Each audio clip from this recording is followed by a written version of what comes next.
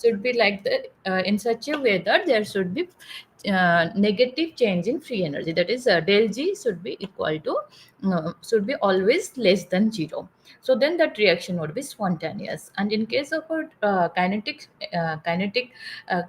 point of view, the activation energy, the lower the activation energy barrier or lower the energy of your transition state, the faster will be the rate of reaction. Then we also discussed about carbocation intermediate, where we have a positive charge on carbon, and also carbanion intermediates, and the synthesis, and means how we prepare them or how we generate them, and their reactions, their stability we have discussed.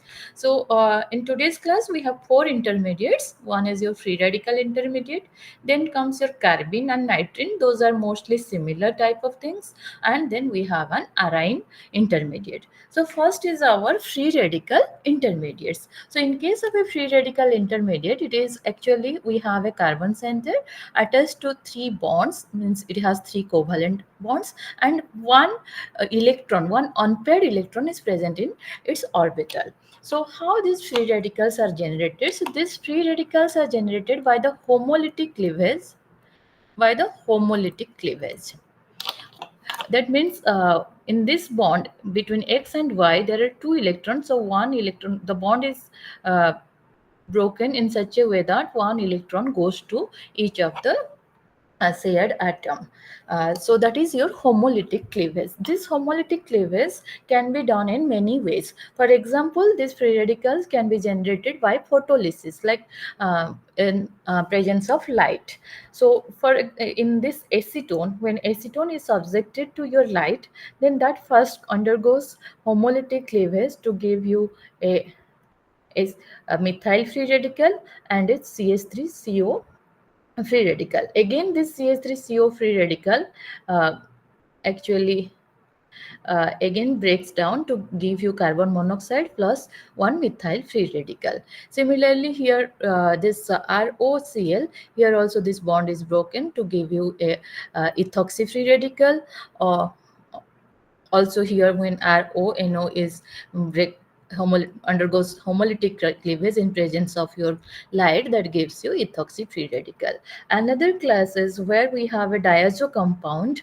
So in presence of light, these are very good actually for uh, generation of free radicals. So mostly so here the bond between R and N, two electrons are there. One electron is going to R, so that generates you R dot, and one electron is going to nitrogen, and from this bond also another electron is coming to this nitrogen. So that means there would be a bond, nitrogen triple bond formation would be there, and this is a very good reaction because that gives you a very good living group, the most stable living group, that is your nitrogen molecule.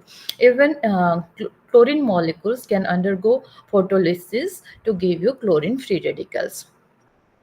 Also, free radicals can be generated by your thermolysis. For example, when benzoyl peroxide is heated, that first of all it gives you benzoyl oxide radical, which often again decarboxylation, okay, decarboxyl carbon dioxide group is removed to give you your phenyl free radical. So first of all, this bond is broken to give you, means this is here broken to give you benzoyl oxide radical.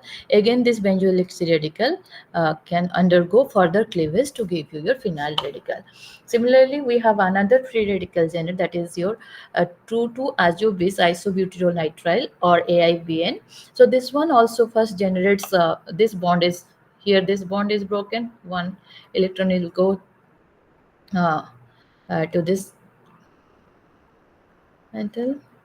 Okay, yeah, and one electron will come here, and similarly here. So first of all, that would generate this free radical intermediate, and finally it would give you this type of your free radical. Then this is also a diazone compound. The reaction is similar, like the bond, how the bond is breaking or how the bond is cleaved is similar in case of your photolysis as well as thermolysis.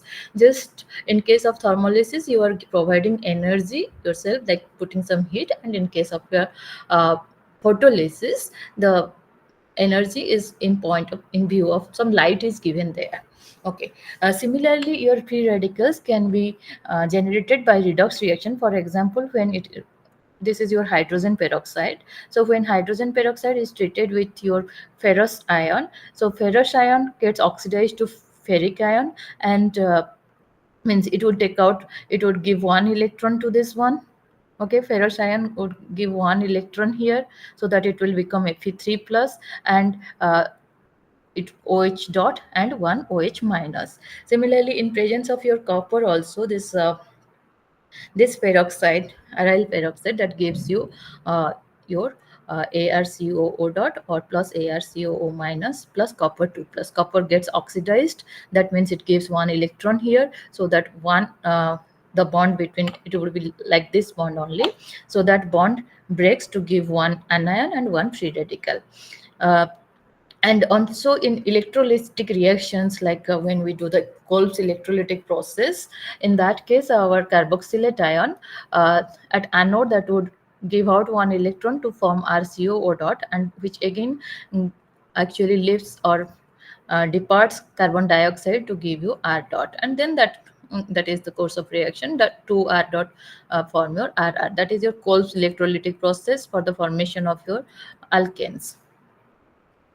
And in case of your when magnesium metal is treated with iodine, that first gives you magnesium iodide, and when it is treated with any ketones, that also forms a an ion, means radical ion. We would come to what is a radical ion, that dimerizes to give you this compound. This is a radical ion, that means it have a radical as well as a negative charge, so radical anion. Next comes your structure and stability of free radical. First of all, we will see how the structure of free radicals. So we know that free radical, actually it has a carbon center which is trivalent carbon center, and one electron is there. So in total it has actually uh, uh, one electron extra. So we have like from 3 bonds 6 electrons, and from one radical we have 1 electron. So in total it has your 7 electrons. Okay, so it can be actually either sp2 hybridized or sp3 hybridized. Okay, some places it is your sp2 hybridized, where all the bonds are formed by the by the overlapping of your hybrid orbital, sp2 hybrid orbitals, and the electron, the unpaired electron remains in your pure p orbital. And when that is your sp3 hybridized, then your bond is being formed with your by the overlap of sp3 hybrid orbital of this carbon with other carbons, and also the unpaired electron remains in your sp3 hybrid orbital. So depending on the hybridization, we know the structure. So if it is sp2 hybridized, then it would be planar structure, and if it is sp3 hybridized, then it would have a pyramidal structure. So the shape is actually, most of the time it would be a planar structure, but depending on the reaction conditions, sometimes it can be your pyramidal structure also. So it is saying that the free radical structure, actually in our undergraduate level we say that okay, it is sp2 hybridized and it has a planar structure, but actually the EPR and ESI, it always shows that okay, it has some S character. This electron, this unpaired electron has some S character from EPR spectroscopy. So that means it not actually the S character corresponding to an sp3 hybrid orbital, but still it has some S character. So that shows that the structure could be either planar or a very shallow pyramidal. Okay, so that is means very shallow, not exactly planar or not exactly your pyramidal, very shallow pyramidal. And the S character, this is the increase in S character. That means the hybridization means this is the increase in S character. So if I would just say this is sp2 hybrid orbit, sp2 hybridized carbon, then this is your sp3 hybridized carbon. Because in case of your free radical, in case of this one where we have methyl free radical, if we have sp2 hybrid carbon, then in that case the electron is remain only in pure p orbital, there is no S character. But when it is present in your sp3 hybrid orbital, there you have some S character. So the structure is actually have a very shallow pyramid structure. Next is so repulsive interaction between singly occupied p orbital and filled orbitals occupied by lone pair of electrons on fluorine atom is minimized by your pyramidal geometry. Okay, if it has a there are many explanations. So if it is having a planar free radical, suppose in this case we generate a free radical like this. So there is the free radical, that means that is present in a p orbital, so there is equal chance of chlorine dot attacking from both the sides, resulting in two different products. So that is actually the case. Here we get a racemic product. And even in case of sp3 hybrid orbital also, this pyramidal get a racemic product. But sometimes you require planar geometry. So that means in that case that carbon should be your sp2 hybridized. For example, in the in for this free radical intermediate that actually gets delocalized onto your benzene ring system. So to get overlap with this benzene ring system, we know that in case of benzene, it is also sp2 hybridized and its pi bonds are formed by the p overlap overlap of p orbitals. So this carbon has to be sp2 hybridized orbital for the better overlapping with the sp2 carbon, with the p orbital of your benzene ring system, or with the pi electron cloud of the benzene ring system. So in that case it has a planar geometry, or that in that case you have a sp2 geometry.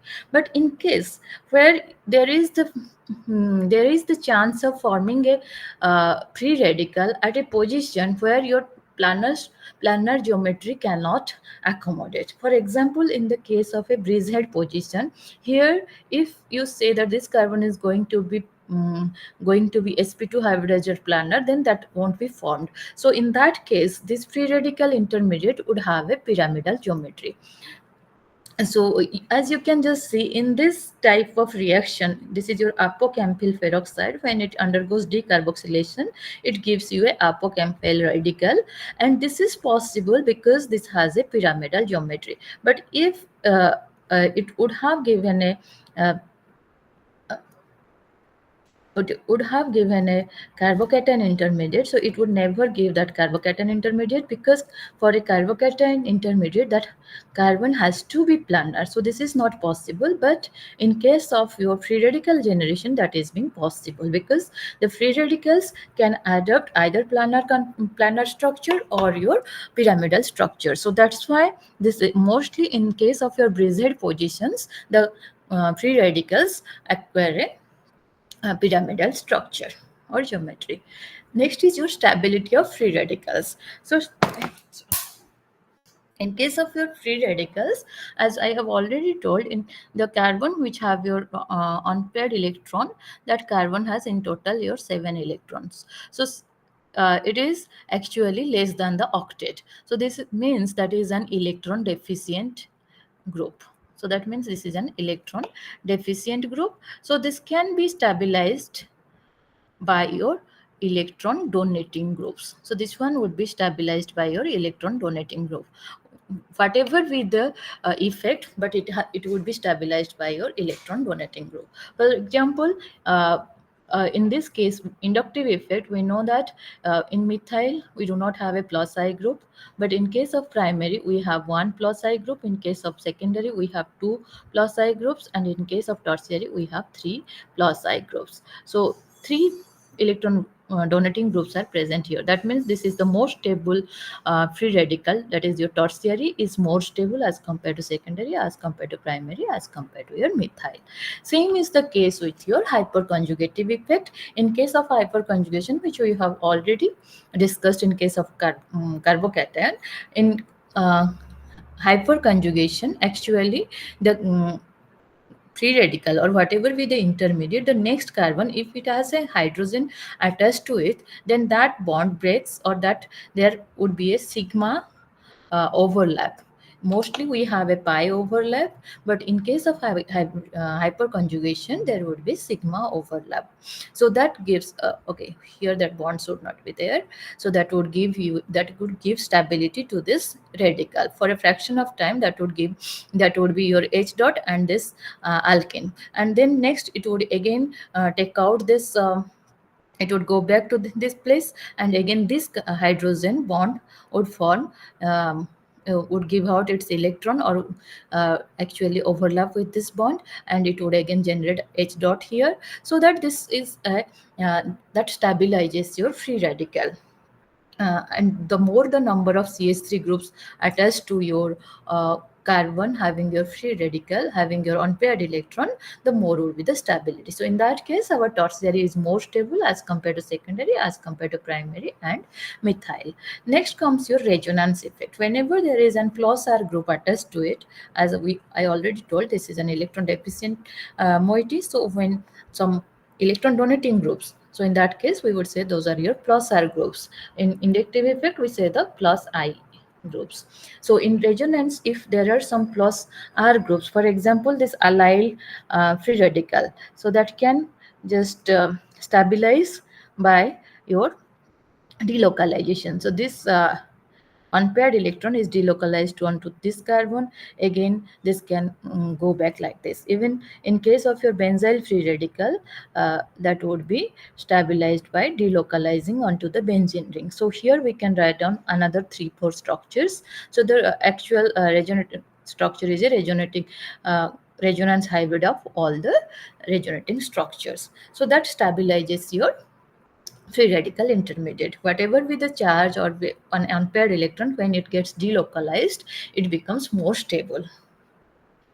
For us also, if you just see, if we stand somewhere for a long time, we are not stable, then we just go to and fro, then that makes us stable. So instead of one phenyl ring, now we have 3 phenyl rings. So now that would contribute, as we have done the resonating structures in case of carbocations, or our triphenyl methyl carbocation. In that case, we get 15 resonating structures. So here also we will get 15 resonating structures. So that means this one is very, very stable free radical. Okay, so if we take the order of stability of free radicals, benzyl free radical is very stable as compared to allyl free radical. This is wrong, it should be here on this carbon, not on this carbon, it should be on this carbon. Then allyl free radical is more stable as compared to tertiary. Tertiary would be more stable as compared to secondary, primary and methyl. And vinyl free radical is not very stable. Even alkylene also not very stable, and phenylene also not very stable. Next comes your steric effect. Okay, so in case of your some radicals are actually isolated. For example, this 2,6-ditertiary butyl phenoxy ion, when that undergoes in presence of a redox reaction, that gives you the radical. And this radical is so stable that it won't form dimer, because here you have a 3 CH3 groups here, and here also we have 3 CH3 groups. So this CH3 groups have hydrogens. So this is actually in form of a case. So whatever we will come here for dimerization or for any other radical come here, that would face steric repulsion. So there won't be, so they won't come or they won't form a dimer or any other compound. So that, so this actually this 2,6-ditertiary butyl phenoxy radical is very stable. So it is actually, it exists in both in solution and in the solid state also. Next, how these free radicals are detected. Okay, how we detect that? Okay, we have a free radical in our intermediate. One is addition of radical inhibitor or radical initiator. One such is your this suppose we add a inhibitor, any radical, suppose we add a E dot. Okay, if the rate of reaction remains the same, then that means you don't have a free radical in your reaction. Okay, but if the rate of reaction decreases, that means it is inhibiting the reaction. So we can say that is undergoing in free radical pathway. But or if it enhances the rate of reaction also, we can just say that it takes place in the presence of a means free radical is being involved in this reaction. And also if we trap a reaction by using one very stable free radical which is your 1,1 diphenyl 2 picril hydrazine. This free radical is actually commercially available. So if we just, and this is so stable, if you just add this to your reaction mixture, whatever free radical you are having, it is going to trap it to form a NR. Then you can just uh, check that compound, you can isolate and you can identify the R in that case. And then there is another spectroscopic technique which is very easy and more available, more used nowadays, that is your spectroscopical technique, that is your electron spin resonance. This is more or what similar to our nuclear magnetic resonance spectroscopy. In this case, actually in case of nuclear magnetic resonance, we use radio waves, because there we were checking about the actually uh, nuclear means that nucleus of your proton. But in this case electron is being, in that case proton was being, that is also known as your proton magnetic resonance spectroscopy. But here we are actually checking the electron spins. So the electron, when it is an unpaired electron in the presence of a magnetic field, okay, in the presence of a magnetic field, it will have two states. One would be your aligned with the magnetic field, one would oppose the magnetic field. So it would have two states. And when we provide energy, that mostly in your microwave electromagnetic, the microwave spectrum of your electromagnetic wave. So in that case, suppose we have a electron here. So when we, it would mostly in the presence of your magnetic field, that would be in the aligned state. But when you provide energy, more energy, that will go to its excited state. Okay, so that absorbs some amount of energy. So depending on the energy absorption, this is known as your clipping of electron. In that case we say clipping of proton. But the amount of energy, depends on the environment of your electron. So from that you can just say what is the what type of unpaired electron we have. If you do not have any unpaired electron or free radical, that is not going to give you any ESR spectroscopy. Okay, first of all, ESR spectroscopy tells you whether you have a free radical or not. Next, it also tells you about the environment. Suppose in this case, in case of methyl radical, this methyl radical is actually surrounded by 3 protons, so that gives you a quartet. So actually that couples with the protons in such a way that number of bricks give you n+1. So here we have 3 protons, so that gives you a quartet. But in case of 1, 2, 3 cycloheptatriene radical, in that case 1, 2, 3, 4, 5, 6, 7, 8. So in that case you have 7 protons, so that gives you a octet. So this is the basic principle of ESR spectroscopy, which I have already discussed. If okay, you can go through it. So basic principle of this spectroscopy is that an unpaired electron has spin, and this spin has an associated magnetic field. So when it is placed in a magnetic field, the magnetic moment generated by spinning electron can be aligned with or against the external field. So now we have two energy states, one with aligned with the field, less energy, and the other one aligned against the field, which has your higher energy. So the lower energy would be more stable as compared to your higher energy. So when one radiation, it is subjected to radiation in microwave regions, then it would be flipped from lower state to your higher state.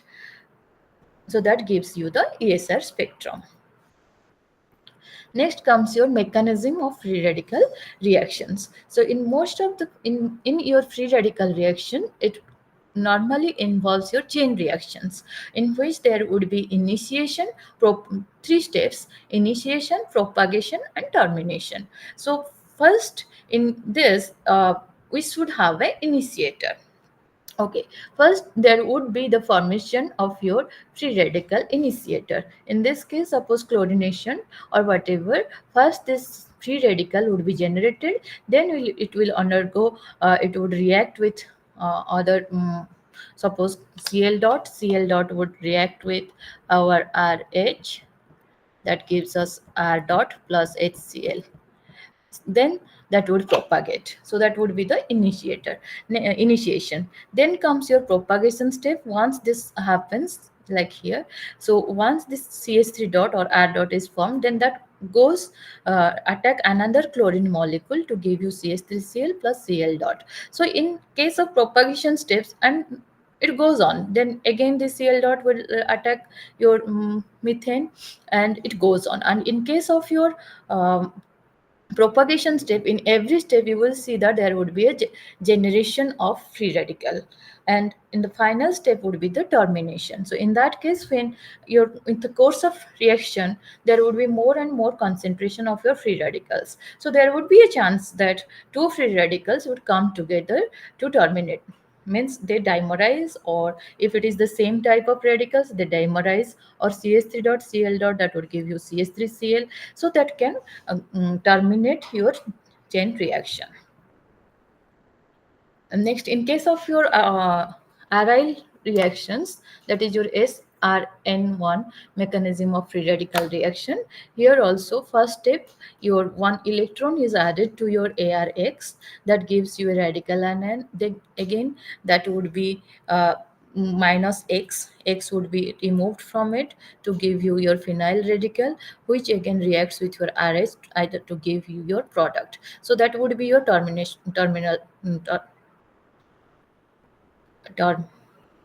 termination process. Or this R dot again can react with another nucleophile, so that is your SRN1 nucleophilic substitution radical nucleophilic unimolecular reaction. So in that case also nucleophile can attack here. So now this nucleophile dot anion that can react with another molecule of your ARX and give this one, and the radical is again transferred to the other substrate molecule, the substrate or the reactant molecule, another molecule of the reactant. Okay, this is the same SRN1, where you can just see first is your initiation step. I have just got it from somewhere else also. So first step is the radical anion, then your X minus is removed to give you phenyl radical. So phenyl radical reacts with nucleophile, and that gives you the product with radical anion. Then again it reacts with another molecule of your substrate, that is your reactant, to generate this nucleophile. The electron is again transferred to this another molecule of your reactant. So the cyclic process goes on. So this is in case of our Sandmeyer reaction, which is the iodination or fluorination of your benzene ring. So it involves the form of a radical, actually N2 dot, and then this N2 dot, from that N2, that is your nitrogen, is removed to give you a phenyl radical. Then again iodide react here to give you radical anion. Then again in presence of copper 2 plus, what happens, copper 2 plus takes out one electron to give your iodobenzene, and another substrate molecule of diazobenzene reacts to give your diazonium radical. And copper in this process, by taking copper takes one electron, copper 2 plus, to form your copper 1 plus. Then there is a case effect in which you do not have a chain reaction, as in this case we have a chain reaction every in each circle, or in each circle we are generating a product, and another molecule, another reactant molecule is reacting to form another product. So it is a chain reaction: initiation, propagation, and termination. But in case of a case effect, what happens, some uh, in solvent cases, there are some solvents in which your this radical spaces, or the your space reacting spaces are surrounded by your solvent molecules. So in that case, if it is surrounded by your solvent molecules, that would restrict the movement of your reactive intermediates, so that won't allow propagation or termination. So in that case, there would be no stepwise Here only once the radical is formed, then it would react with another radical to give back your product, so that there would be no chain reaction. So in that case, you should have many initiators should be there to form your products. Because in case of your chain reactions, in each step you are generating, in propagation step you are generating a free radical, which is again going to react with another molecule of your reactant. But in this case, as there is it is being actually um, caged, it is being it is being hindered to go out your solvent molecules. So in that case it won't have your propagation step. So this is known as your radical case effect. Next, many what are the type of reactions in free radical involving free radical intermediates? So first reaction is your substitution reactions. So in substitution reactions, first of all, we mostly study your halogenation reaction, in which chlorination and bromination is there. Chlorination is highly reactive. So as you can see, in that case, suppose we have a propane, then that is going to give you one chloropropane as well as your two chloropropane. So there is no selectivity here. This is very reactive. So whatever hydrogen comes uh, to it, so it will just abstract that proton and make bond with that carbon only. So there is no choice for chlorination, as this is very reactive. But in case of bromination, this is not very reactive, so this one is selective. So it would preferentially take that proton which would give rise to a uh, more stable free radical intermediate. For example, if it has a two type of protons are here. Either it would abstract this proton to form your this free radical, or it could abstract the proton here to form this free radical CH2 dot. So among this one is your tertiary free radical and this one is your primary free radical. So as this one is selective, it will wait till till a more stable free radical is formed. So that what, so in that case, it would form the more selective product. Okay, so this one would be formed, this one won't be formed. But in this case, it won't for the more stable product formed. So it will react with whatever free radical is generated, it immediately just takes out that one. So chlorination is not selective, it is very reactive. But bromination is slower than chlorination, but this is a selective. What about okay, so bromination also, there is another reagent. Not only we can just take bromine water, we can just take also NBS, that is your N-bromosuccinamide. The advantage of using N-bromosuccinamide is that it is more selective. That is, it won't it only brominate at your allylic position, also in your benzylic position. If we have taken bromine water, in that case it would have given us a mixture of uh, ortho and parabromo toluene. So this is more actually this N-bromosuccinamide is more selective as compared to in even only bromine water. So N-bromosuccinamide actually it is also used as a bromine reservoir. It maintains a low concentration. As it is maintaining a low concentration, it will only react where there is means it will react in a selective manner. Okay, so this is the mechanism of N-bromosuccinamide. N-bromosuccinamide, if you just treat it with a little bit of HBr, then that gives you bromine, and this bromine would again generate your bromine radical to give your product. Then what about our iodination and fluorination? Okay, fluorination is highly exothermic. So as you can just see, the propagation steps are minus 138, minus 296 degrees Celsius. So this is highly exothermic in case of fluorination. So it is very difficult to control the reaction. So this is not controlled, uncontrollable. So fluorination, direct fluorination is actually not done. And what about iodination? If you just see, one of the propagation steps is endothermic in nature, and the next propagation is minus 71. So in total, we can just say that iodination is endothermic. And again, this iodination reaction, uh, suppose I just do this iodination reaction that gives CH3I, as this is an endothermic reaction. Also, this is not a very not a irreversible reaction. This is a reversible reaction. Why? Because the HI formed the byproduct. In everything we have a HX formed, but in this case HI is a very good reducing agent. So as soon as it is formed, the CH3I is formed, it again goes back to your CH4. It reduces CH3I and itself gets oxidized to your iodine. So this is a reversible reaction. So the yield is very low. So iodination is not usually carried out, the direct iodination. If it is being carried out, what they do that, as soon as this HI is formed, you have to just there should be someone who is going to just eat it or remove this one. So whenever you do it in presence of an oxidizing agent, as soon as this HI is formed, that will oxidize it again to I2 plus H2O. So if iodination can be carried out, but in the presence of an other oxidizing agent.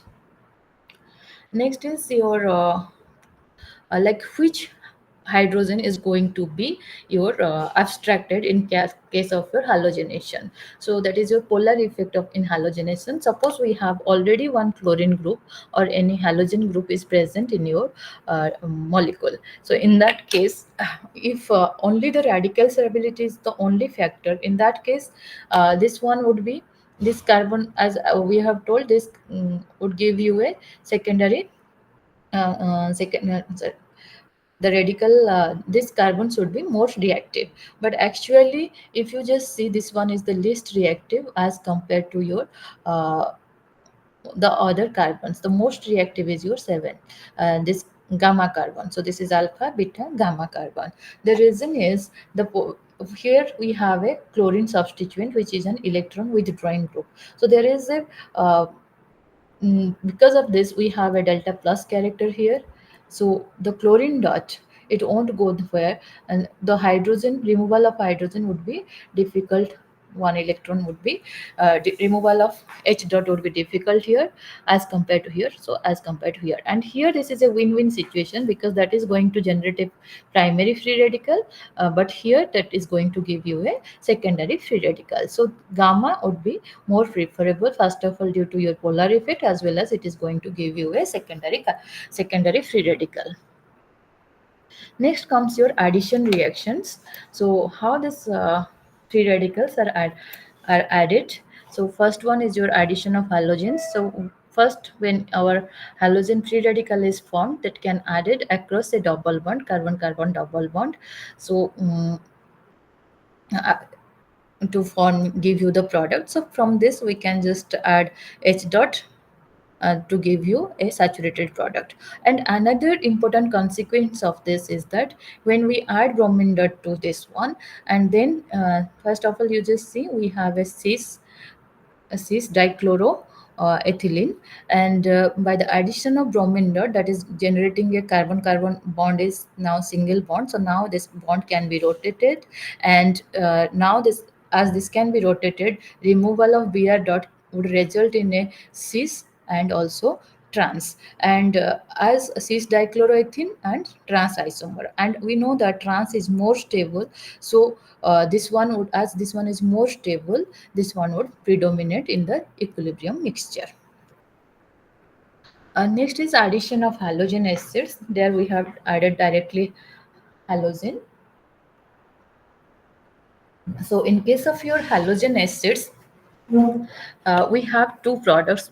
Halogen acids can be addition of HBr just like that at room temperature, or we can just do it in the presence of a peroxide, that is your benzoyl peroxide.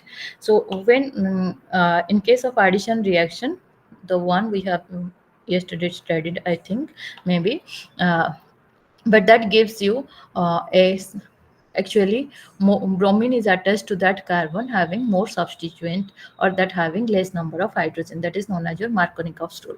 But in presence of an peroxide, that is your benzoyl peroxide, that gives you the product where bromine is added to the less substituted carbon or have the carbon having more number of hydrogens. So that is known as your Katz effect or peroxide effect, and that gives you an anti-Markovnikov's product.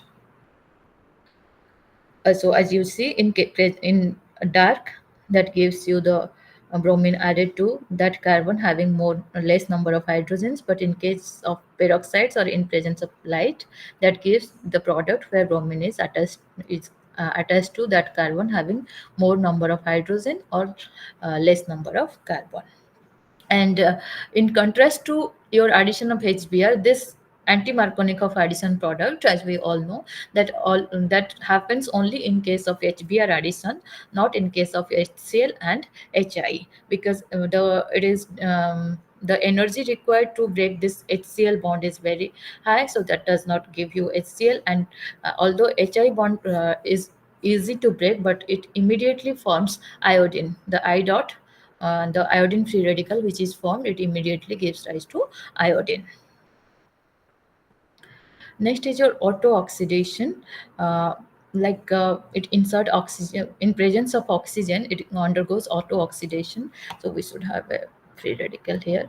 So this free radical in presence of oxygen that just inserts into your oxygen molecule this hydrogen, uh, ox- okay, insert there to give your uh, peroxide. So whenever we can just do this type of reaction in presence of oxygen, that gives you a peroxide.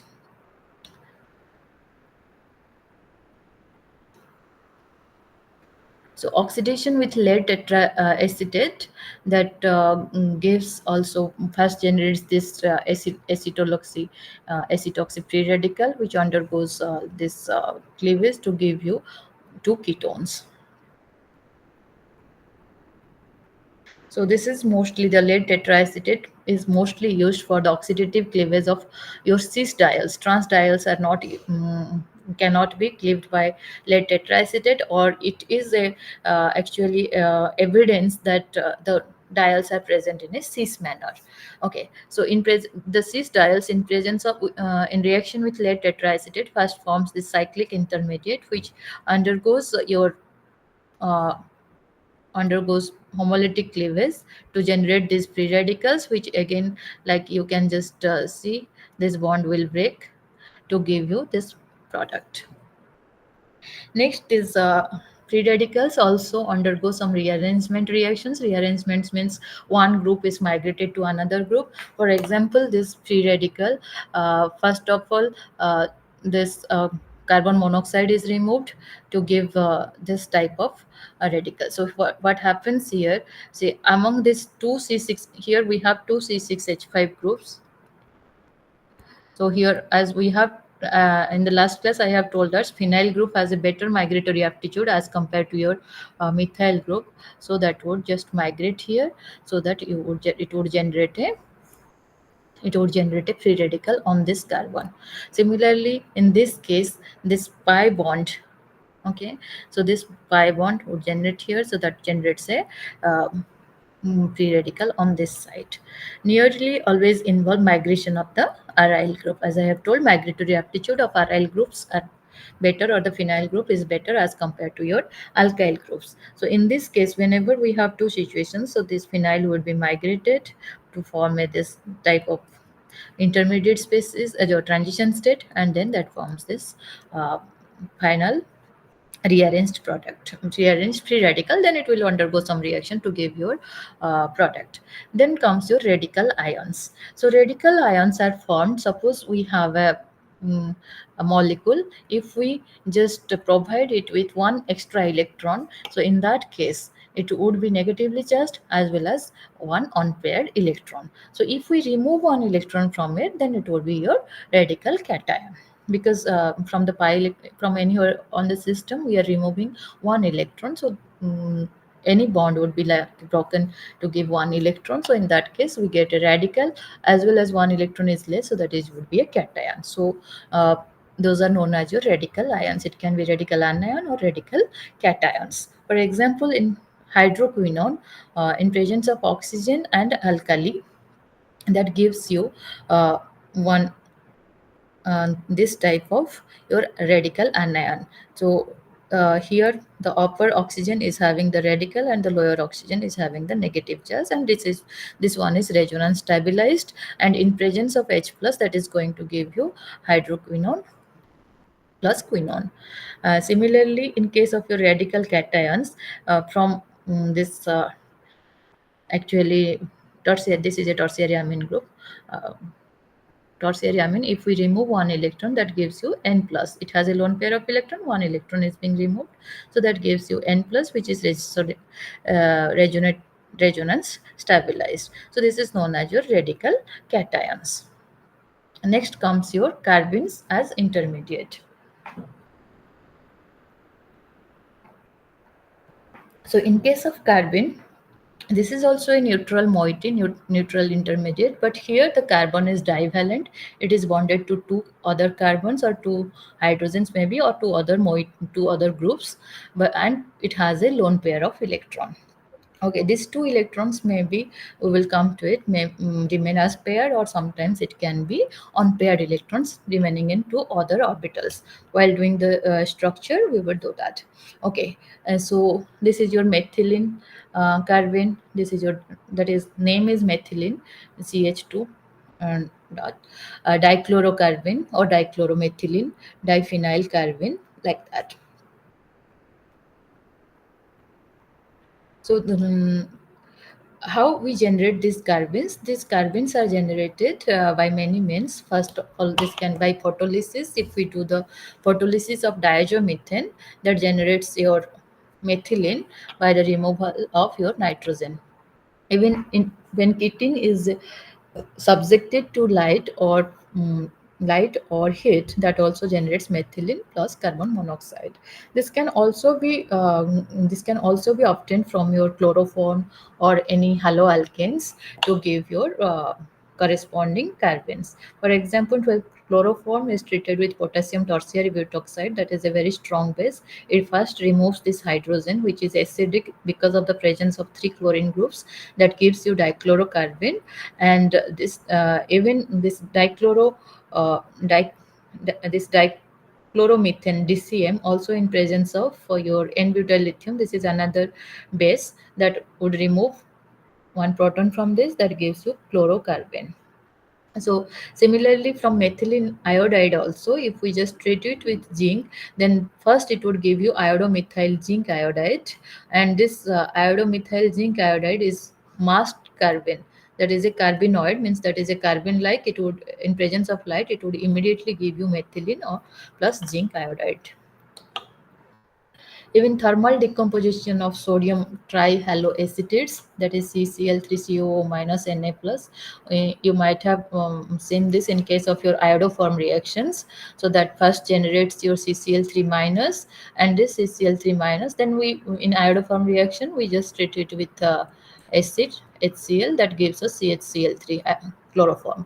But in this reaction, first generation of the CCl3 minus, then if we heat it in presence of some higher temperature, actually that would give you dichlorocarbon. Even paratoluene sulfonyl hydrogens of aldehydes and ketones, first formation of your hydrogen, your ketone or aldehydes, when they are treated with hydrogen, that first they undergo addition elimination reaction to give your hydrogens. So these hydrogens, on treatment with your sodium methoxide, that is a base, first removes this hydrogen. Okay, that gives you this hydrogen salt, and it undergoes several other elimination addition reactions to give your give your carbon. Even from epoxides also, you can just form your generate your carbons. From there are different other methods also, from different other compounds also, you can find you can generate your carbons. For example, from diaziridine, if first you have to oxidize this diaziridine to give your diazirines, then in presence of light or heat, that would give your carbon, because that would generate a very good living group. Even from tetrazoles also, and there are two nitrogen molecules will be tetrazoles, two nitrogen molecules will be actually generated to give your carbon. And from ylides are actually when you have a negative charge species on carbon and it is directly attached to another positively charged species. Those are your ylides. This is a sulfur ylide. So when this sulfur ylides or phosphorus ylides, we will see later on, when we heat it, that generates a carbon. So next comes your structure and stability of carbons.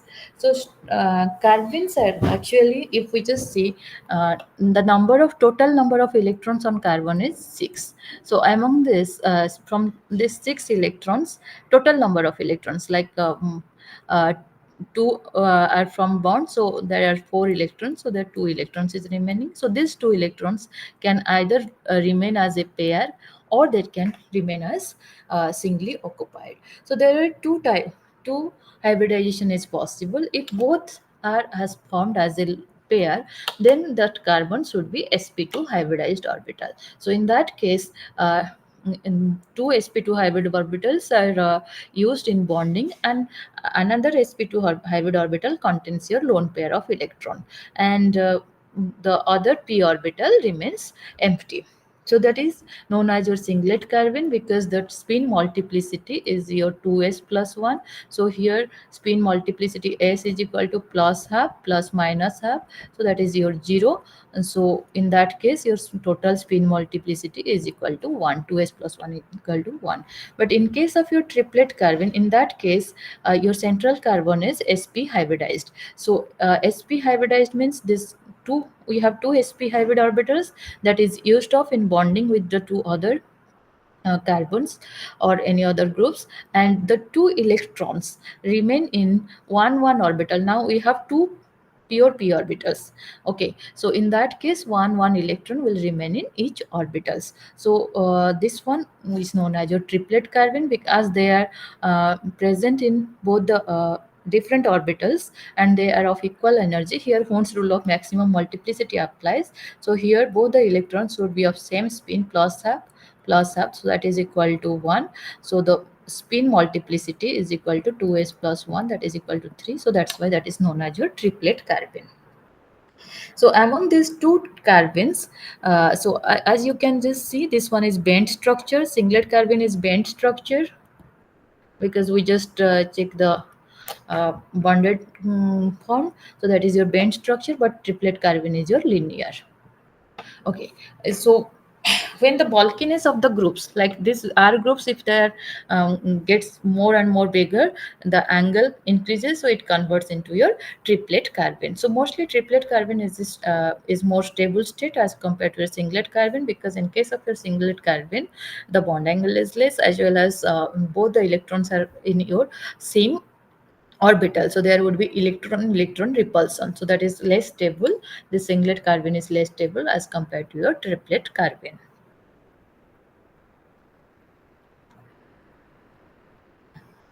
Next comes your reactions of carbon. I think we would take a break of 5 minutes now.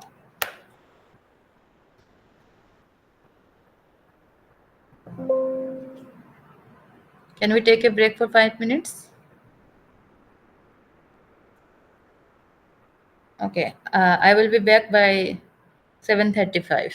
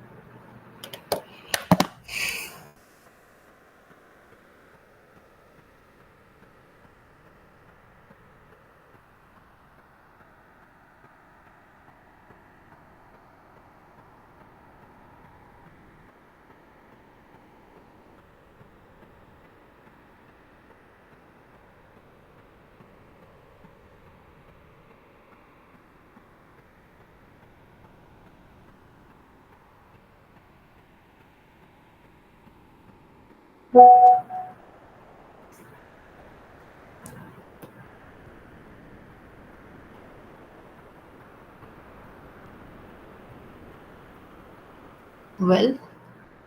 uh, we would start now again, resume our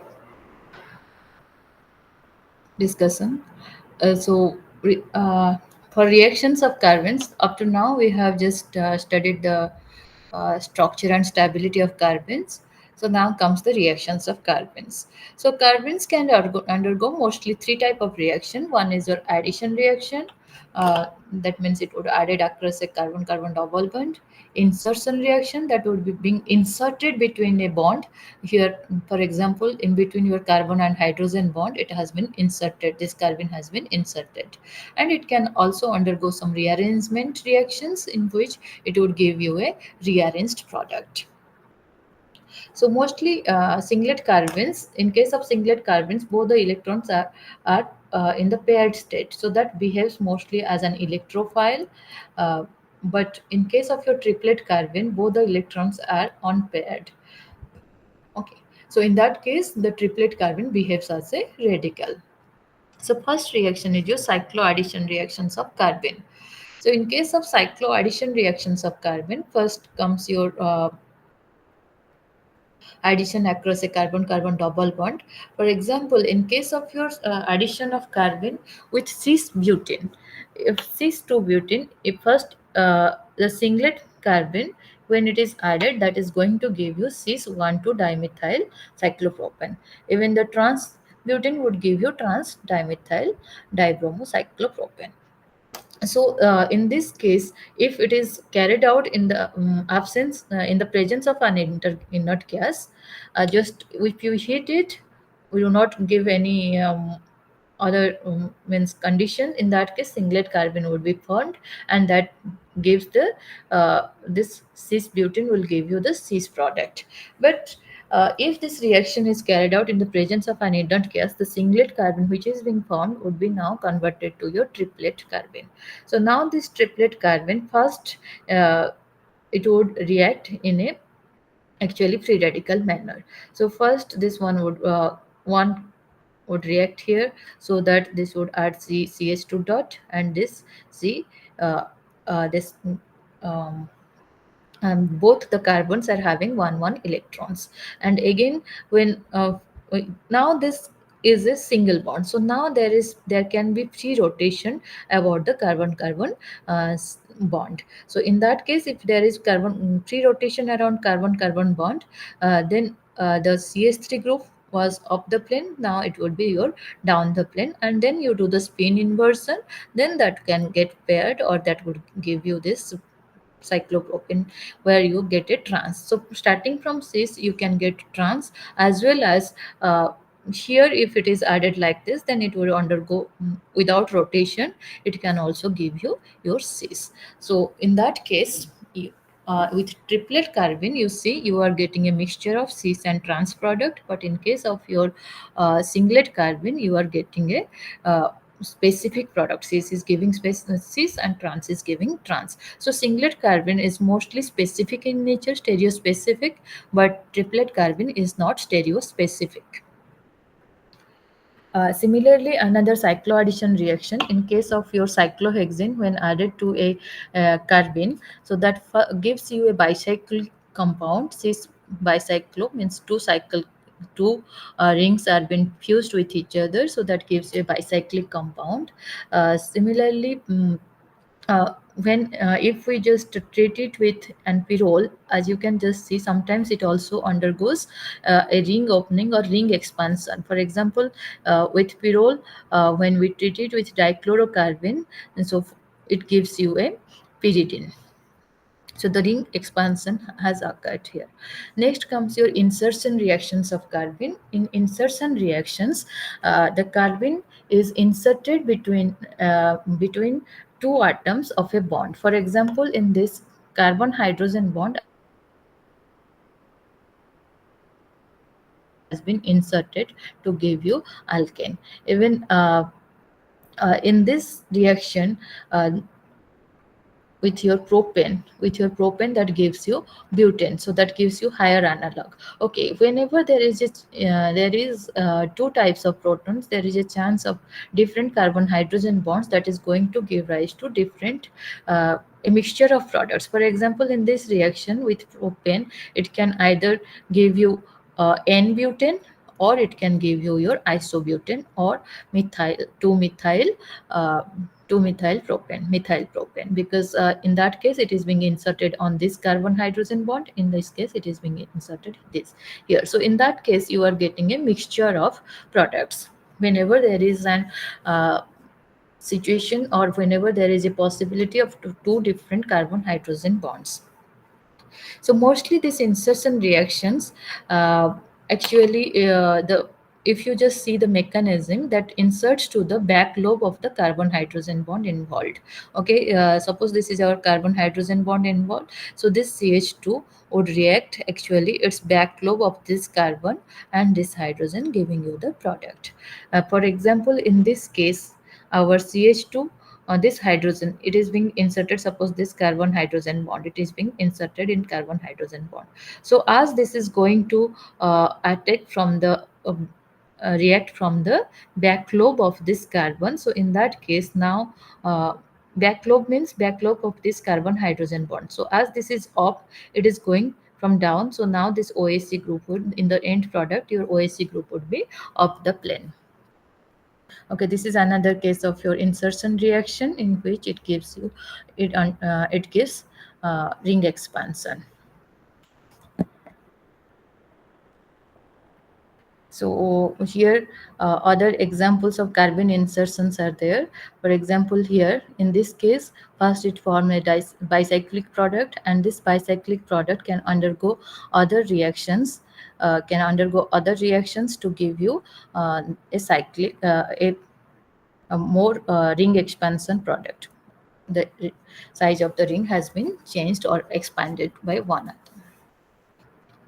Okay, unlike the CH bond, OH bond is also a polar bond, and here also you can have insertion reaction, but it is a bit different, because in that case OH bond is polar bond. So now the carbon which is generated first will take out this proton and forming a RCOO minus, and then this COO minus will attack this CH3, generating this R1 ester. Next comes your rearrangement reactions or other reactions of carbons. So first rearrangement reaction is your Wolff rearrangement, in which a diazonium salt, any kind of diazonium salt, when it is treated with silver oxide, so first it generates this carbon C6H5COCH dot, and now this carbon undergoes rearrangement, so in such a way that this would come here and this would migrate onto this carbon to give your phenyl ketene CH double one C double one O. Now this can react with a different number of nucleophile to give you different products. So if it reacts with H2O, that gives you acetic acid. If it reacts with an alcohol, that gives you ester, and it reacts you ammonia, that gives you acetamide. So this is ketene. You will see that in case of our carbon intermediate, this ketene is another intermediate which gives rise to many products. So this rearrangement also involves one ring contraction. For example, you just see this diazoketone in presence of light, that gives you this carbon intermediate. Okay, this carbon intermediate, now it will undergo ring contraction like here only. So this will be uh, shifted here. So now this bond will migrate to this bond. So now you have a five, this one was 5-membered ring again. This bond is broken, 1 2 bond is broken, so there is one bond between 1 and 3. 1 2 bond is broken, so that gives you this ketene intermediate. So in presence of methanol, that is going to give you this double bond won't be there, that is going to give you an ester. So next very important reaction is a Riemer-Tiemann reaction, which involves the synthesis of salicylaldehyde from our phenol. So this also involves a carbon intermediate. carbon radical.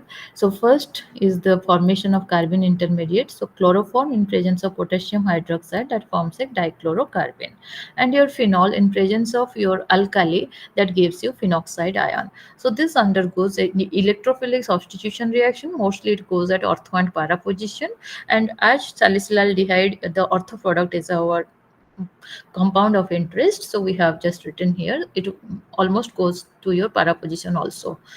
So first it reacts with your dichlorocarbon, generates this intermediate, then it undergoes several steps to form this one, and finally uh, finally your hydrolysis or in presence of water that gives you a final product, that is your salicylaldehyde.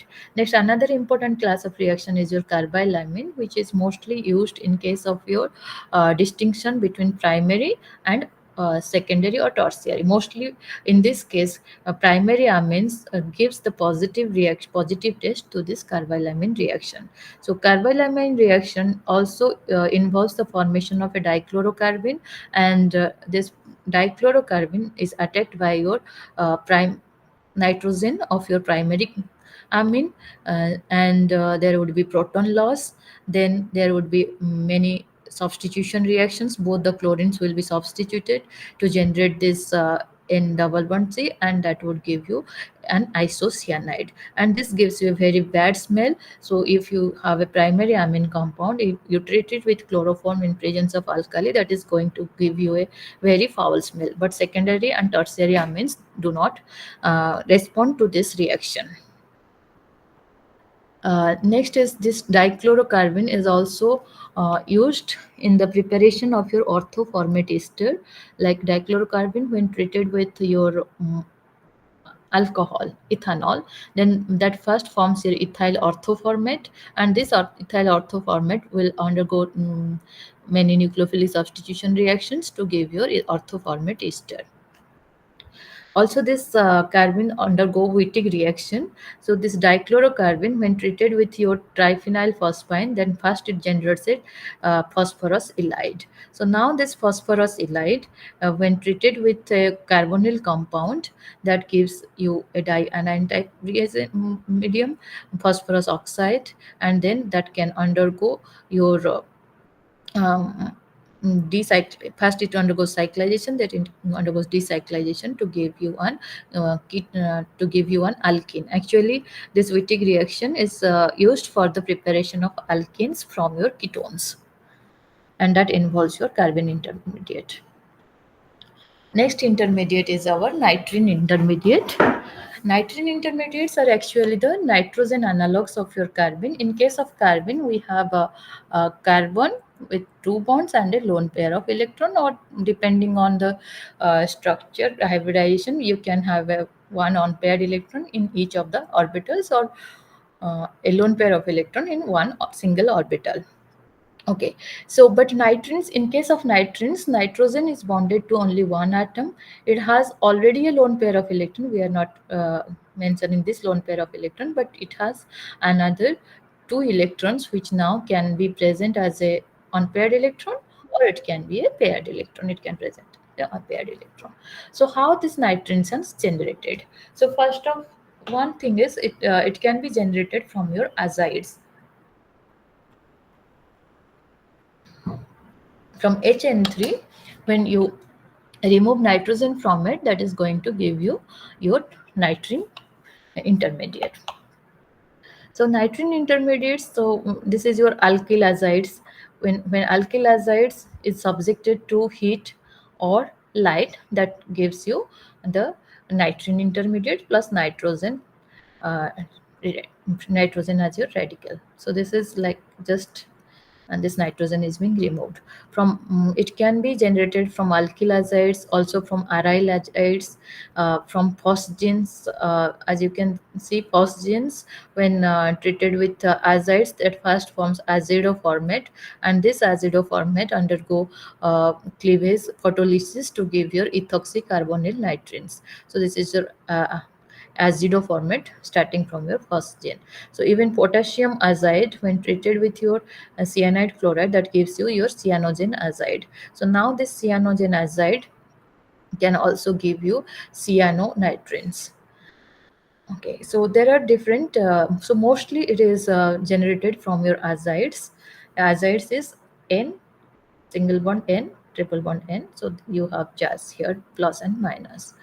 Uh, and so, for example, this phenyl azide, when heated or subjected to photolysis, that gives you this phenyl nitrin, and this phenyl nitrin can undergo many reactions. We will come to the reactions in the reaction part. This can undergo reactions to give your ring expansor or different type of reactions.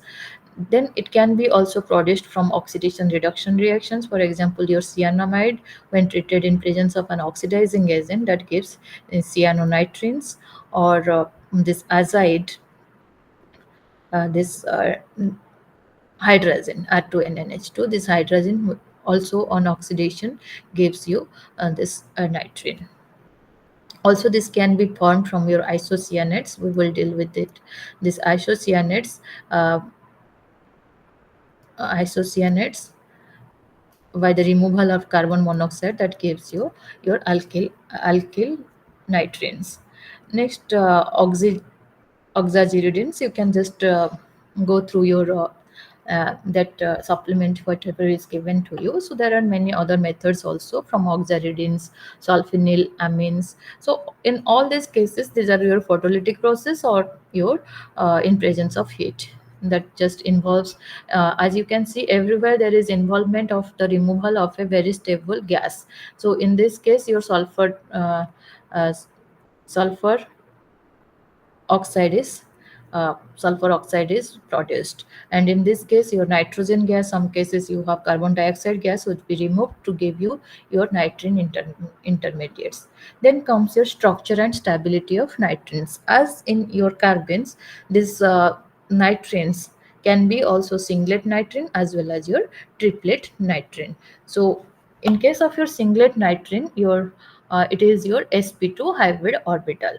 So sp2 hybrid orbital means you have three hybrid orbitals. One is bonded to this um, group whatever is attached to your nitrogen. Then one lone pair which always nitrogen is having, that will be in one sp2 hybrid orbitals, and another sp2 hybrid orbital have this lone pair of electrons, and the other p orbital remains empty. Or it can undergo sp hybridization, in which one sp hybrid orbital is uh, forming bond with that group by overlapping of sp hybrid orbitals, and other sp hybrid orbital have this electron, and the other, now you have two pure p orbitals in which one electron is remaining in each of these p orbitals. So as both the electrons are in this case of your singlet sp2 hybrid orbital, sp2 hybridized nitrogen in nitrin, in that case both the electrons are remaining in the same orbital, so its multiplicity is 1. That's why this is your singlet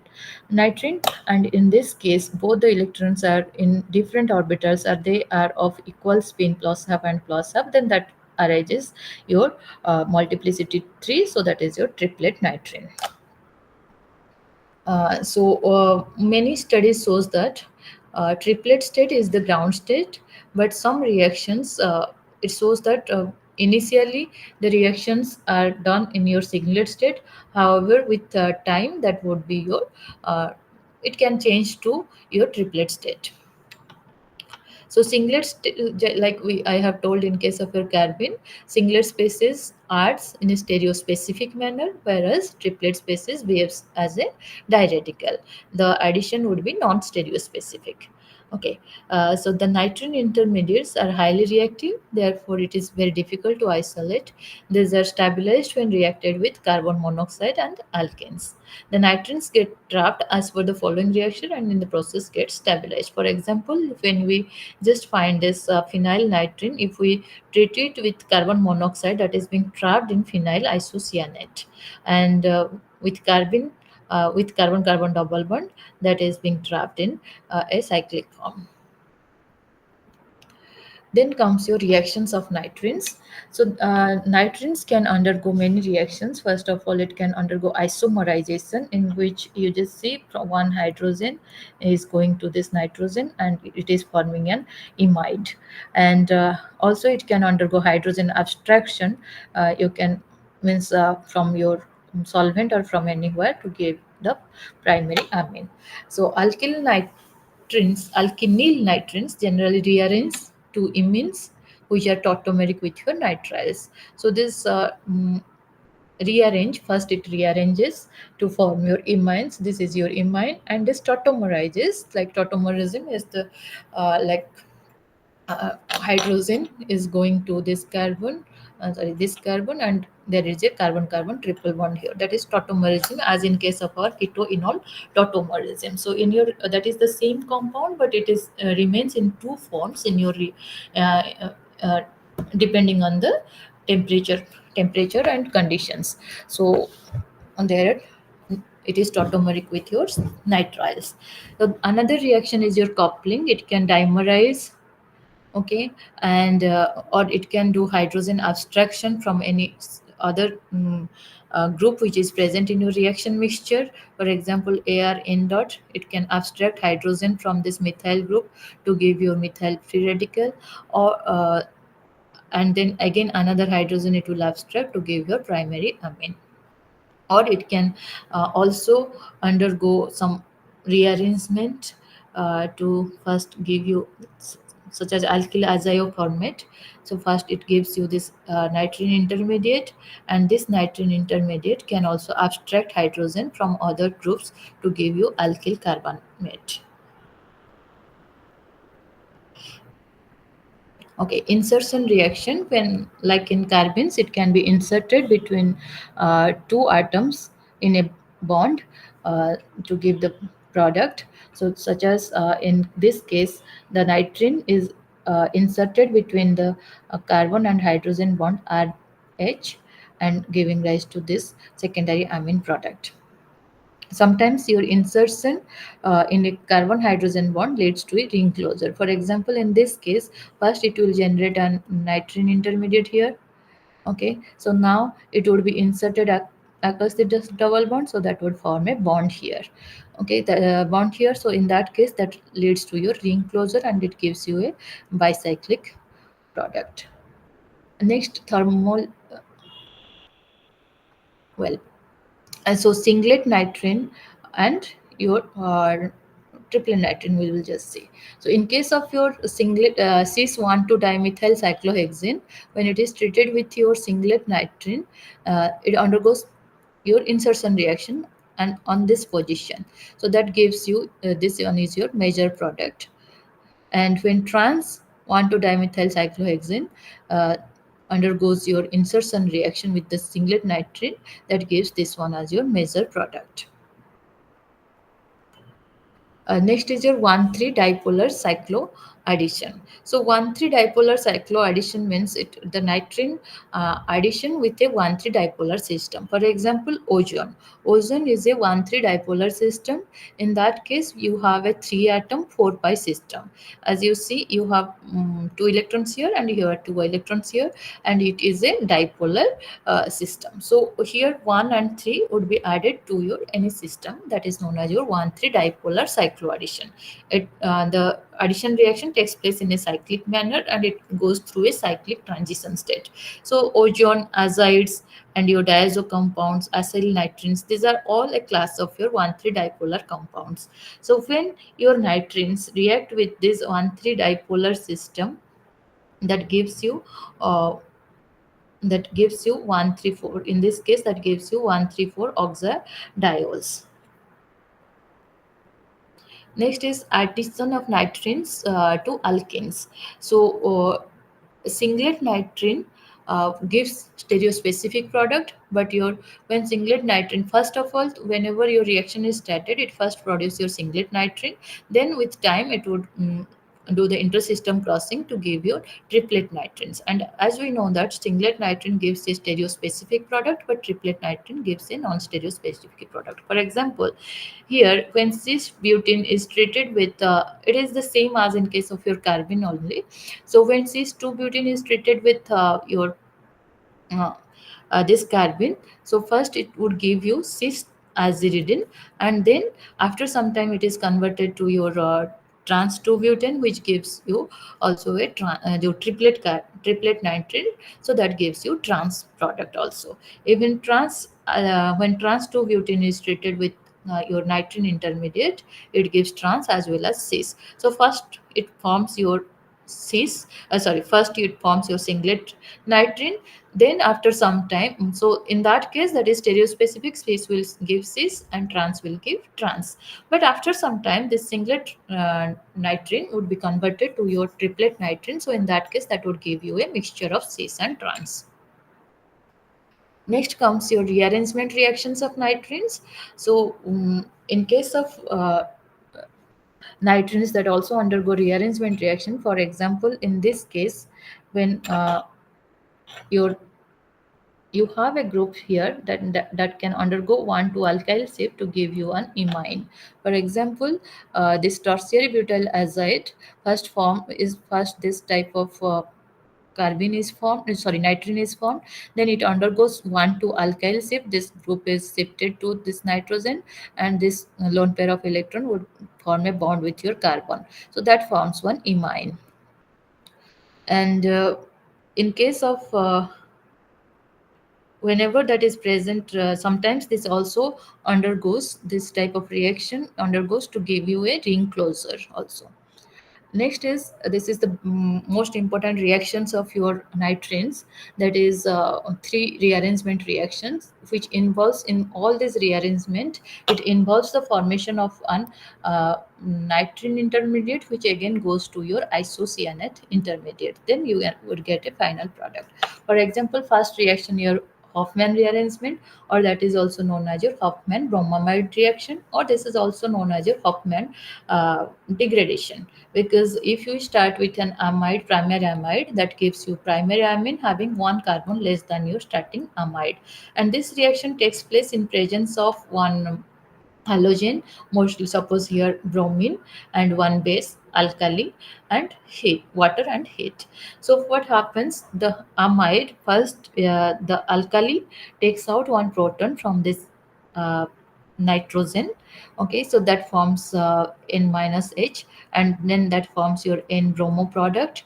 Then again that we have another hydrogen here, that is also acidic proton, so that would be removed by this alkali, that generating a anion on nitrogen, and this anion on nitrogen now rearranges to give a isocyanate. So this goes here, goes oxygen, and then it comes back, and bromine gets removed, and this bromine gets removed by the migration of this onto this nitrogen.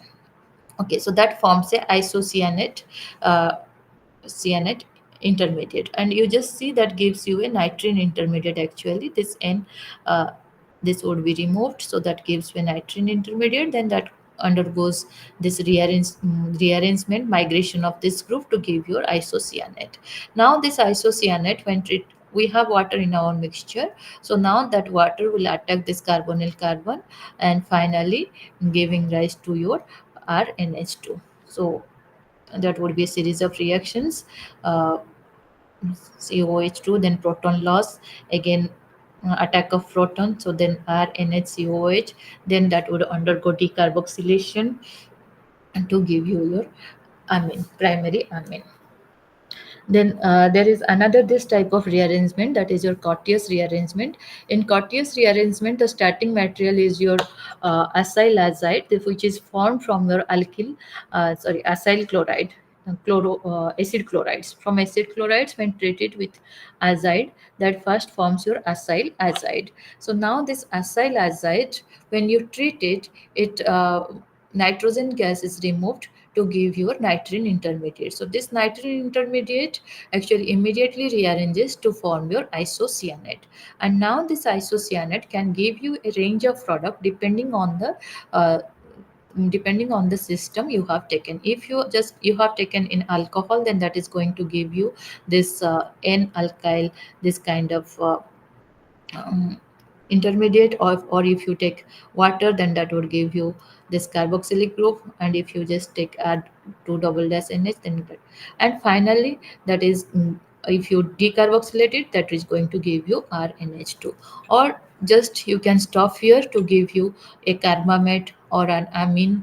If only water, then that is going to give you amine, but other products also you can use. This is your urea derivative. So depending on your condition, you are going to get different products from this isocyanate. Then there is another rearrangement which involves uh, this isocyanate intermediate, that is starting from your acid, you can end up with your amine. So first, your acid, carboxylic acid, in presence of an actually mineral acid, that first forms a ketene, and this undergoes undergoes actually this on treatment with azide, actually that forms an acyl azide, and from this acyl azide again nitrogen gas is removed to give you the nitrogen intermediate, which undergoes rearrangement to give your isocyanate. So now this isocyanate can be hydrolyzed to give you final your alkyl amine product. So in all these reactions, here you have one is the isocyanate intermediate is the common intermediate in everyone. You have nitrine, then there is the from nitrogen, there is the rearrangement. This alkyl is group is migrating to this nitrogen, and you are getting an isocyanate. Then there would be one nucleophilic addition reaction. Then depending on what type of nucleophile you are taking, you are going to get different products. So the summary of your Hoffman and Curtius rearrangement is that in case of your Hoffman rearrangement, you are starting with an amide, and in presence of bromine water and alkali, that gives you an isocyanate intermediate, which upon hydrolysis and decarboxylation gives your amine. And in case of Curtius rearrangement, here you start with acyl chloride, which gives on treatment with your azide gives your acyl azide, and when you treat it, that also gives you isocyanate, and if you react it with an alcohol, then the final product is your carbamate. So in both the rearrangements, that passing through a similar key rearrangement step. So everywhere you have a leaving group, and here this group is migrating to your nitrogen, and finally it is forming a isocyanate. Now next comes our arynes as intermediates.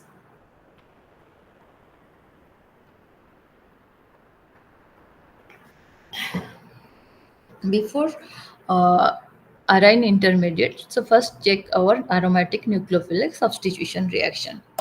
As you can just see here, in this case, if we are going we if we were doing the aromatic nucleophilic substitution in presence of your sodium hydroxide, you just see the reaction condition here: 625 kelvin, 30 megapascal at pressure.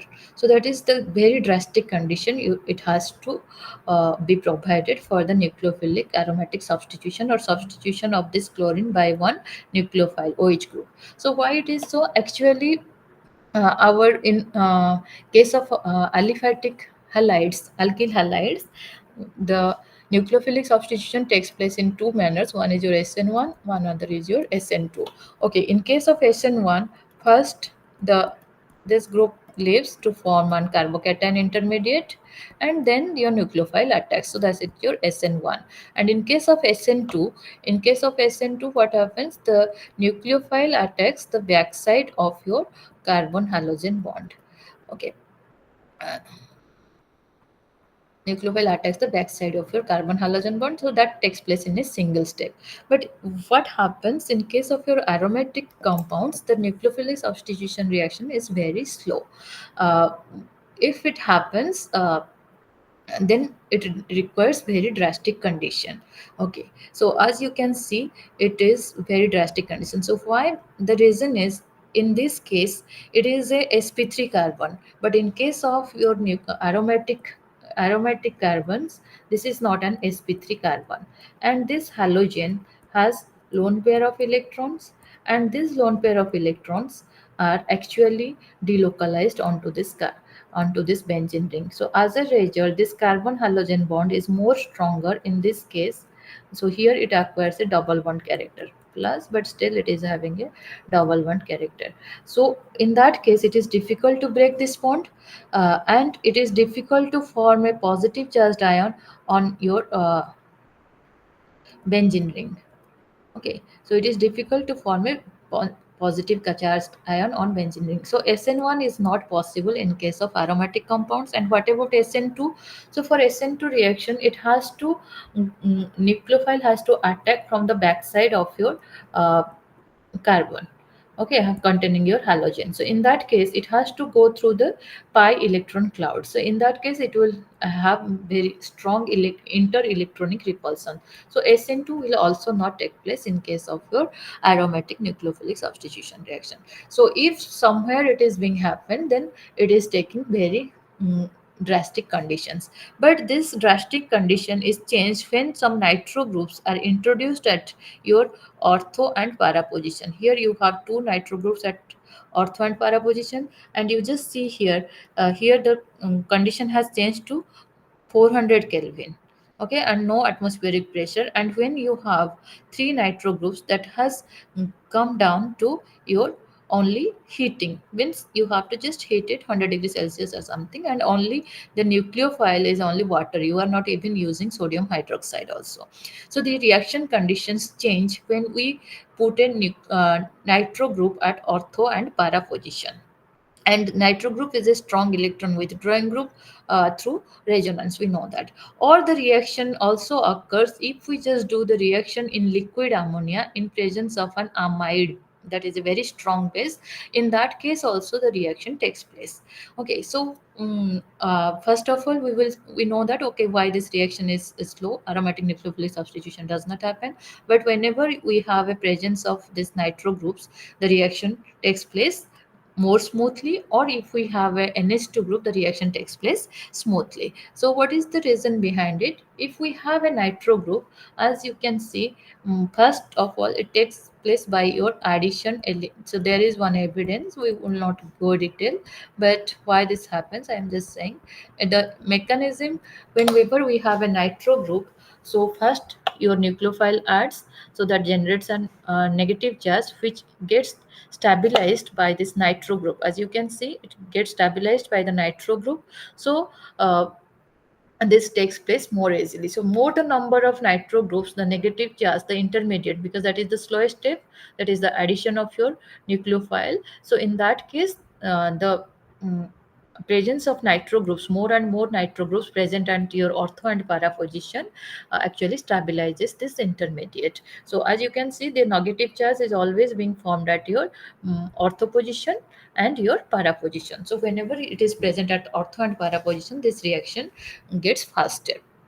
And the next step would be, it would come back and this fluorine will go. So this is known as your addition elimination mechanism.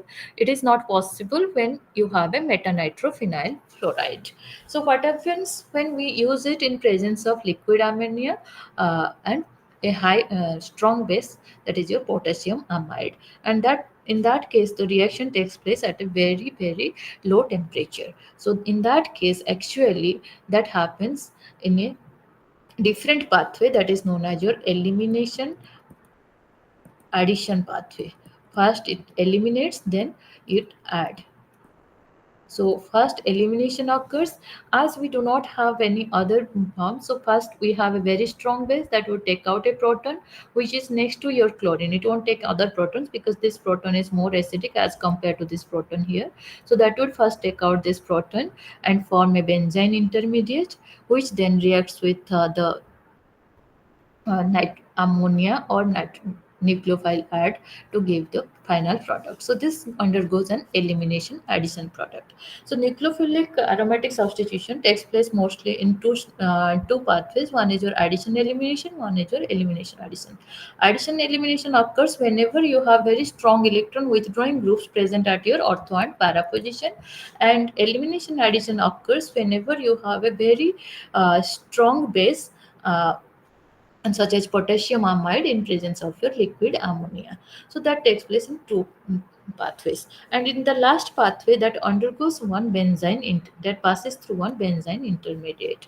So that is from benzene we say benzene. So from arine we will say arine intermediate. Okay, how these benzene intermediates are generated? So first from orthoaminobenzoic acid. So this orthoaminobenzoic acid, when we treat it with nitrous acid, first it forms a diazonium salt. And so when this diazonium salt is heated, actually this is very less stable, so that immediately removes nitrogen to form this carbocation. You can just see this carbocation is formed here just because you have the best leaving group in the wall. So that's why the carbocation is formed on the your aromatic carbon, otherwise it does not form. Then the next step, in the next step, decarboxylation occurs to provide you your benzene intermediate, even from aryl halides also.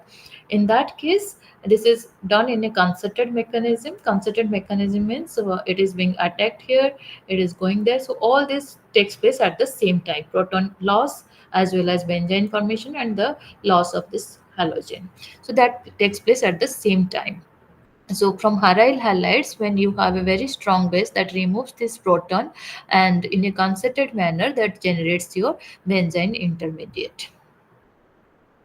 Okay, in case of your aprotic solvents, that won't happen in a concerted mechanism. It will happen in a stepwise manner. First, this will take out this proton, so that forms an carbanion here. Then this would go here, and this will go like that. So it depends on the solvent medium also. If it is a protic solvent means wherever you have a proton attached to your, such as your alcohol, that is a protic solvent. And aprotic solvent, suppose your acetone, that is an aprotic solvent. So depending on the solvents, it can either go in concerted manner or a stepwise manner. And from iodophenyl mercuric iodide also, you can get your benzene intermediate by your flash photolysis. From 1 to dihalobenzene also, you can obtain your benzene intermediate just using any metal. For you can use sodium, magnesium, lithium, or copper. Sodium is more reactive as compared to magnesium, as compared to lithium and copper. So this 1 to dihalobenzenes, first of all, in presence of a metal, that would be gone to give you here would be an carbanion M plus. Then again that can undergo your elimination to give you a benzene intermediate.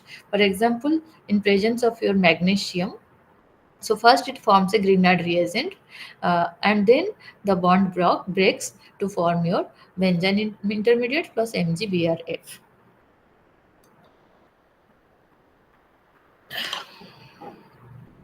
So also this benzene trifluoromethane sulfonate in presence of LDA, that is it lithium diisopropylamide, that is also a base that is going to take out this proton, and this one will break to give you sulfur trioxide plus CF3H, and then and benzene. Similarly, when orthosubstituted aniline undergoes your diazotization, first it would form a N2 plus, then N2 plus would do the cyclization to form benzene dithiazo 1,1 dioxide. Then this can undergo a in a concerted manner to give you the product. Benzene plus nitrogen would be removed, as well as sulfur dioxide would be removed from this system. Next comes your structure and stability of benzenes. So we know that in benzene we have alternate double bonds just for mechanism purpose. That means the sp2, each carbon is sp2 hybridized, and all these pi electrons are delocalized onto your p orbitals. If each carbon is having a p orbital, so this is having a delocalized p orbitals. Delocalized electrons, 6 pi electrons are delocalized onto all the p orbitals. So whenever we have a triple bond between two carbons in a benzene, okay, in benzene, suppose you see you have a triple bond, so in that case it cannot, as we know that triple bonded carbons have sp hybridization, but this cannot happen here because already we have it is in a it is in a ring structure. So if it is sp hybridized, then the bond formation cannot be like this again. So that means this benzene intermediate, like two hydrogens or any two groups, sp2 groups are removed from here. Suppose we have bromine or hydrogen, so those were bonded with bromine and hydrogen by sp2 hybrid orbital overlap. So as these two are actually eliminated, so now there would be overlap of your sp2 orbital overlap. But this sp2 sp2 orbital overlap is not very strong, so this does not actually, it is not very poor overlap, so that it means it is a very weaker bond. But this happens, but this intermediate remains for some time. So we will see when some evidences that benzene intermediates are actually formed in your reaction mixtures. So there are some reactions of arynes. First we will see orientation in arynes. So suppose we which hydrogen will be removed. Suppose for example we have in this case we have a z group and we have an halogen here. So in that case this hydrogen would be removed because this hydrogen is going to, so this must form your this one. And in this case also this must, whether it would remove this hydrogen or this hydrogen, so this one would must form this one. But in this case it depends, either this hydrogen will be removed or this hydrogen will be removed. If this hydrogen is going to be removed, then that is going to form this one, and if this hydrogen is removed, this is going to form this one. So this depends on the acidity of these hydrogens. If z, this group, the already present, the group which is already present, that is an electron withdrawing group, electron attracting group, so in that case, or a minus I group, in that case that increases the acidity of this one. In that case this hydrogen will be removed because here this is a acid base reaction, so whenever an base comes, that will remove the more acidic hydrogen. So among these two hydrogen, which one is more acidic, that is going to be removed to form the benzene intermediate. So if this one is a more electron withdrawing electron attracting group or its drain group, so in that case this acidity of this hydrogen will be more, so this one would be formed. So if this is not a more electron attracting group, rather an electron donating group, then in that case this hydrogen will be removed to give your this benzene intermediate. And once this benzene intermediate is formed, so we would check which carbanion is formed, because in that in the next slide, suppose in this case we have this uh, intermediate is formed, okay, because in this case there is no other chance, so only this benzene intermediate would be formed. So the NH2 minus, the nucleophile has the chance of attacking carbon number 1 as well as carbon number 2. So if it attacks carbon number 1, then that would form this intermediate where the negative charge is on para 2, your CH3 group, or it can either attack at this position, the negative charge is on negative charge on meta to your CH3 group. So that depends on this Z group again. So if this Z group is an electron withdrawing group, the negative charge will prefer to come closer to it, and if it is an electron donating group, it would prefer to stay away from it. So in this case CH3 group is a plus I group, so this one would be more stable as compared to this one. If we have, instead of in this one, if we have a nitro group, so in that case this one would be more, this one would be less stable, this one would be more stable, this carbanion would be more stable, so this one will be formed. So in case of electron donating group we would get a meta product, in case of electron withdrawing group you would get a para product. So what are the evidences in favor of our benzene mechanism? So in that case, suppose means how we know that this type of mechanism is happening. Suppose we level the carbon where we have our halogen with a different isotope of the carbon. Not our carbons actually is carbon 12 we are taking, but in this case we have labeled this carbon with a 14 carbon, the different isomer of this. And it was being shown that you get two different products in 1 is to 1. That means the NH2 group is attached to that carbon which is having the labeled with C14 14 carbon, or to the ortho to that one. So that gives a two different products with 1 is to 1 ratio, product ratio. So in this can only be explained by your benzene mechanism, benzene intermediate, benzene mechanism. First of all, you just see here it can form your benzene. This would remove this hydrogen. So now the NH3 group had equal chance. It can either go to path A, attacking the carbon having the labeled carbon, or it can attack the unlabeled carbon. So resulting in two products in equal ratio, because there is no other groups present here, so there won't be any preference. It can go to any of these carbons. Another evidence is that if you have a,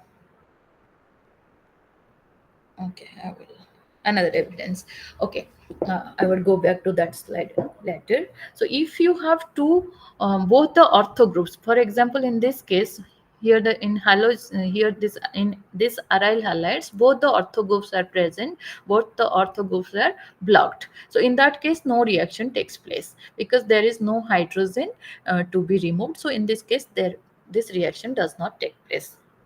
And even if we just take the reaction, instead of hydrogen we put another deuterium. So this also shows that the first step is your slow step or the rate determining step. So as first step is always the abstraction of proton, so in that case carbon, we know that carbon deuterium bond breaking is requires more energy, so that will happen slowly. So that would be here you can have a kh by kd more than 2. So that also shows that this goes through a your benzene intermediate. And coming to this slide, so here we have two groups, bromine and methoxy group.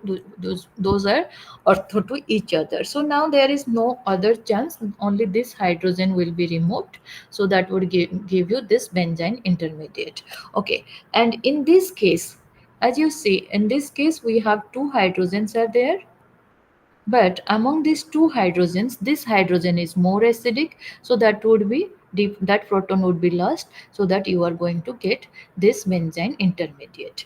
Okay, and in this case, this hydrogen won't be removed, so you are not going to get the other benzene intermediate. Okay, so once you get this benzene intermediate, in both the cases, you have the same. Whether it is from the ortho it is going or from the meta it is going, you are getting the same benzene intermediate. So this also shows that why your benzene intermediate is involved in this reaction. So once you get this this is the same.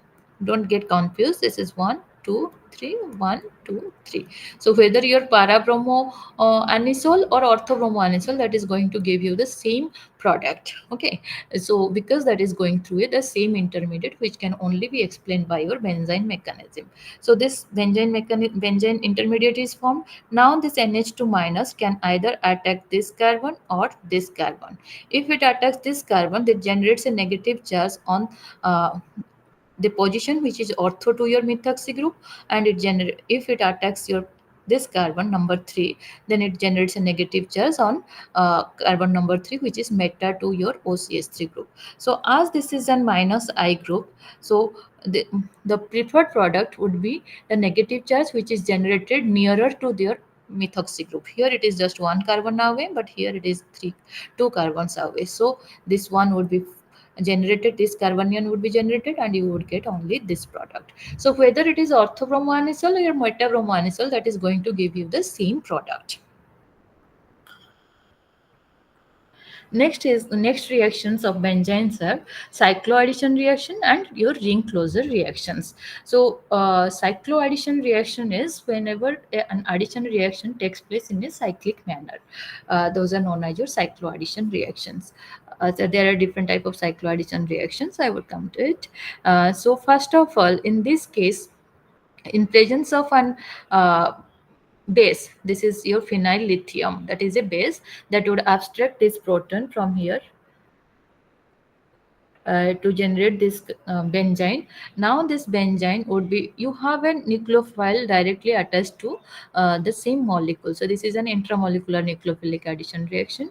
So that form generates a negative charge here. Then your hydrogen proton abstraction to give your final product. So that is a kind of your ring closure reaction. This one is your ring closure reaction. And this reaction is your pericyclic reaction or your cycloaddition reaction. So in this case, first in presence of your lithium and mercury, that first forms in benzene, and then that undergoes your cycloaddition reaction in presence of substituent dienes. So this is a kind of your 4 plus 2 cycloaddition reaction or Diels-Alder reaction. 4 plus 2 cycloaddition reaction. Here this is your alkene double bond, and this is a class of this type of compound. So if you just consider, so this is it, you just see this is an alkyne, so it would be kind of this reaction. So here you have the double bond, you can just rotate it a bit, so the final product of, would be this one. And in this case the diene, so this is a reaction between alkene ene plus diene. Okay, ene is 2 electrons and diene is your 4 electrons, your butadiene for that. So here this 2, here so 2 plus 4. So that would give you tryptophan.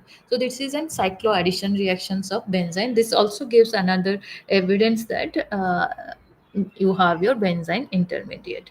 Also, this undergoes 2 plus 2 cycloaddition. Here we have 4 plus 2 cycloaddition, 4 pi electrons plus 2 pi electrons, that goes gives you a 6 membered ring. And this can also undergo 2 plus 2 cycloaddition to give you a 4 membered ring, or it can also undergo actually trimerization to give you this product. This is another 2 plus 2 cycloaddition reaction. You can just, this type of cycloaddition reaction. And this is another reaction in which your, this is a 1 2, here 1 2 3 4. Okay, so this type of cyclization reaction also occurs. We can just see what would be the product in this corresponding intermediate. So here we can have, this would be our intermediate. Okay, we do not have any other options, but in this case either this hydrogen will be removed or this hydrogen will be removed, but this hydrogen is more acidic. So in that case we would have this benzene intermediate, and in this case it would be same, whether this hydrogen or this hydrogen, they both are of equal acidity. So you can get any of this intermediate, so depending on that you can get your different products. So this would be the intermediate. And in this case the product would be in such a way that the negative charge is going to be nearer to your chlorine. So in that case it would be, this would be the product. In this case also you would have this product only, and in this case you would have your meta product. Not meta product, because negative charge will be on the meta position. If it attacks here then it would be on para, if it attacks here then it would be on meta. So this one would be the final product. So you can deduce many problems on your own. And thank you for listening patiently, and if you have any doubts you can just ask me.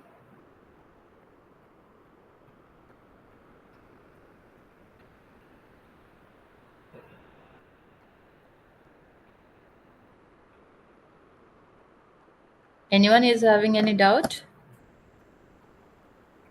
So no one is there actually. Only Jyotirmoy Misra is there. All have left or what? Okay. So I hope you get some idea or you get clear about all the modules, all these lectures. Okay.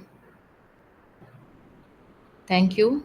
Thank you once again. So today was my last class.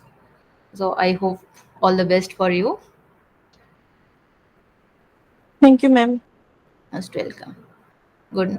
Have a good night. Good night, ma'am.